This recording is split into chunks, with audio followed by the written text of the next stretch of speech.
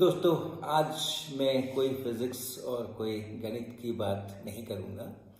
आज तो कोरोना महामारी के कारण से जो पूरा देश त्रस्त है और उसमें मेरे बहुत प्यारे प्यारे बहुत नज़दीकी मित्र, बहुत परिवारजन और बहुत सारे मेरे विद्यार्थी, बहुत सारे मेरे शिक्षक मित्र, ये जो समुदाय जिनके साथ मैं जुड़ा हुआ हूँ, भावनात्मक रूप से जुड़ा हुआ हूँ, फिजिकली भी जुड़ा हुआ हूँ, उनके साथ इस विषय में थोड़ी सी वार्ता करना चाहता हूँ।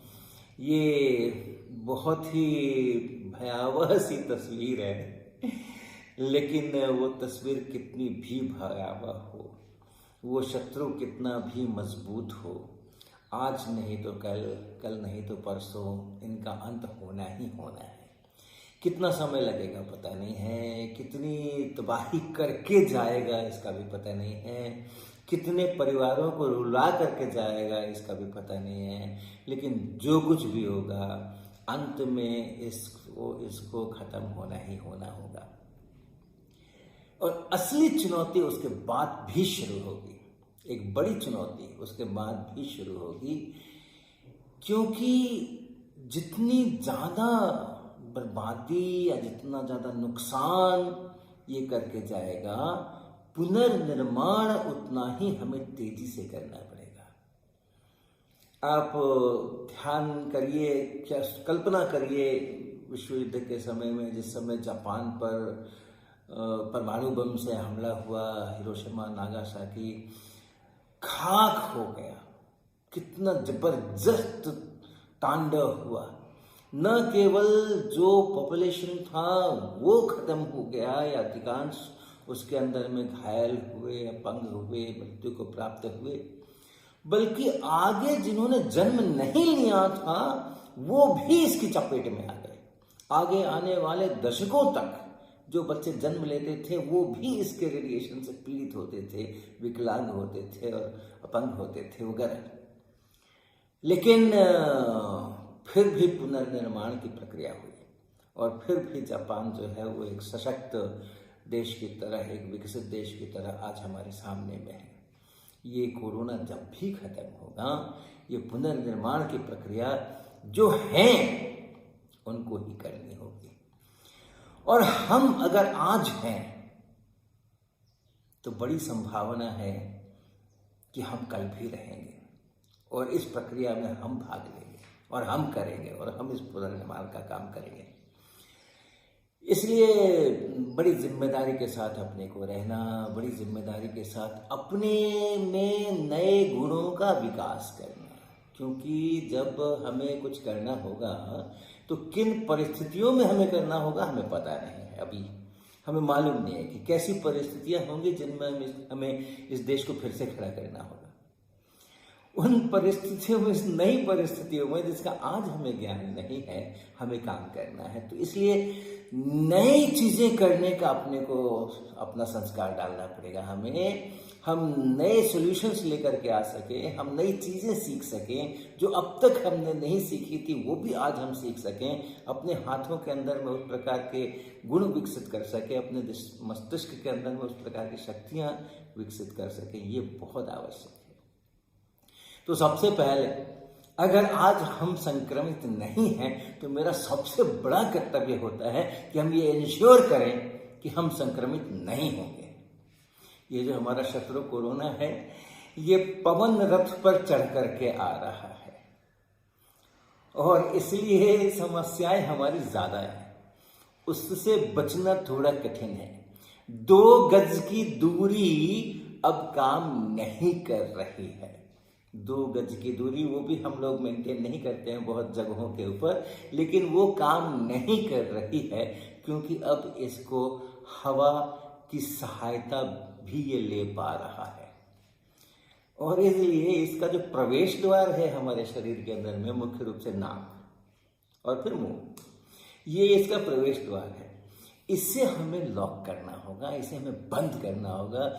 किले के दरवाजे जिस तरह से, मजबूत किले के दरवाजे जिस तरह से बंद कर दिए जाते थे, शत्रु की सेना बाहर में खड़ी होकर के महीनों परेशान रहती थी लेकिन वो अंदर नहीं घुस पाती थी। ये हमारे किले के ये दरवाजे हैं, इन्हें बहुत मजबूती के साथ अपने को बंद करना होगा। तो बहुत बहुत सावधानी के साथ अपने मास्क पहनना, और हमेशा 2 मास्क तो कम से कम पहनना, 2 मास्क तो कम से कम पहनना, अच्छी क्वालिटी के मास्क पहनना। और एक मास्क N95 अगर आप इस्तेमाल कर रहे हैं तो बहुत अच्छी बात है। एक मास्क को बहुत लंबे समय तक इस्तेमाल नहीं करना। एक मास्क को एक धोते हैं, जब हम बाहर से आते हैं तो उसको हम धोते हैं, बहुत सावधानी रखना। अगर बाहर से आकर के अपना मास्क उतारना है तो पहले अपने हाथों को धोना है, पहले अपने हाथों को साबुन के से धोना है। जो भी 1 मिनट धोइए, लोग 25 सेकंड 20 सेकंड कहते हैं, तो क्यों नहीं 1 मिनट धो ले, तब उस मास्क को उतारना है। क्योंकि जब हम अपना हाथ ले जाएंगे मास्क उतारने के लिए किले के इस दरवाजे के पास में, तो कहीं शत्रु उस मौके का फायदा न उठा ले और हमारे हाथों के माध्यम से अंदर प्रवेश न कर ले। उस हाथ धोने के बाद मास्क उतारना, और इसी तरीके से हर स्टेप के ऊपर ये ध्यान रखना कि कहीं ये कोरोना हमारे आसपास में घुस तो नहीं रहा है, हमारे शरीर के आसपास है तो उसको हमारे अंदर घुस तो नहीं रहा है। धोना, लेकिन एक 15-20 बार धोने के बाद वो उसकी जो क्षमता है वो कम हो जाएगी। और इसलिए बदलते रहना, मास्क अपने घर में ऑनलाइन ऑर्डर करके जैसे भी करके रखना, स्टॉक रखना, और महीने के अंदर में 15 दिन के अंदर में मास्क को बदलना, 2-2 मास्क साथ में पहनना, हर तरीके की सावधानी बरतना जिसमें कि हम हमेशा बच करके इसमें से रहें, ताकि हमें बहुत काम करना है, आगे हमें बहुत काम करना है। जो परिवार इसकी चपेट में आ गए हैं, हमारे इष्ट जन होंगे, हमारे मित्रगण होंगे, उनमें जो हैं उनके साथ उनकी हिम्मत को भी बढ़ाना है। इस समय में वो बहुत मुश्किल दौर से, मानसिक रूप से बड़े मुश्किल दौर में होंगे, लेकिन वो भी हमारी सेना के सैनिक हैं, और उनका भी हमें साथ देना है और आगे उनका साथ लेना है, उनके साथ खड़े होना है। तो सबके साथ संवाद स्थापित करके रखना, सबके साथ बातें करते रहना, और सबसे अंत में कि आप स्वयं सोचिए, क्या आप इस अगले हफ्ते के लिए क्या टारगेट बनाते हैं, अगले 15 दिन के लिए क्या टारगेट बनाते हैं, अगले 1 महीने के लिए क्या टारगेट बनाते हैं। आप क्या नया करने वाले हैं, जो आपने नहीं सीखा हुआ था अब तक, वो आप क्या सीखने वाले हैं। वो कुछ भी हो सकता है। एक आप नई कविता लिखो, एक आशा भरी कविता लिखो, आप एक निबंध लिखो, आप एक भाषण तैयार करो, आप एक क्विज कंपटीशन ऑर्गेनाइज करो, आप एक ओरेशन का कुछ ऑर्गेनाइज करो, ऑनलाइन चीजें करो, कुछ आर्ट का, कुछ क्राफ्ट का, स्वयं सीखो, और लोगों के साथ में किस प्रकार से उसके कार्यक्रम के माध्यम से लोगों को आप जोड़ सकते हैं, उसके ऊपर काम करें। खास करके हमारे जो शिक्षक बंधु हैं, उनका, शिक्षक हमेशा ही उसका दायित्व समाज के निर्माण में सबसे ज़्यादा बड़ा होता है।